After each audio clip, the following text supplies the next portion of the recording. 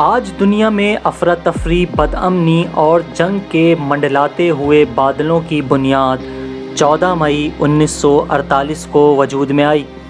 دراصل اسی دن دنیا کو کینسر جیسی موذی بیماری نے آ گھیرا اور آج تک دنیا اس بیماری کی زد میں ہے۔ افسوس کا مقام تو یہ ہے کہ اس موذی بیماری کا علاج کرنے کے بجائے دنیا کے نام نہاد سپر طاقتوں نے اس بیماری کو مزید بڑھاوا دیا۔ جی ہاں، ہم اسرائیل کی بات کر رہے ہیں۔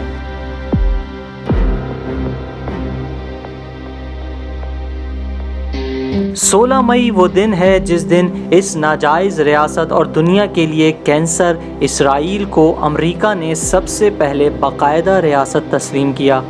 نہ صرف اس ناجائز وجود کو تسلیم کیا گیا بلکہ اس کی ناجائز اور غاصبانہ قبضے کی راہ میں آنے والی ہر رکاوٹ کا امریکہ نے ڈٹ کر مقابلہ کیا۔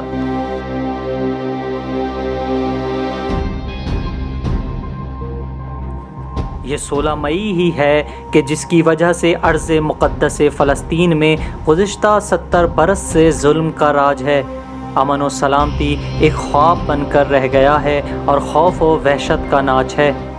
اسی 16 مئی کو ہم کیسے بھلا سکتے ہیں کہ اس نے مسلمانوں کے قلب میں ایک ایسے خنجر کو گھونپا ہے جس نے مسکراہٹیں چھین لی ہیں اور خوشیوں کو بیگانہ کر دیا ہے۔ لہٰذا اسی بنیاد پر پاکستان کی سرزمین پر عاشق کربلا، شہید مظلوم، شہید قائد علامہ عارف حسین الحسینی نے اس دن کو یوم مرداباد امریکہ قرار دیا اور آج تک یہ دن یوم مرداباد امریکہ کے نام سے مشہور ہے۔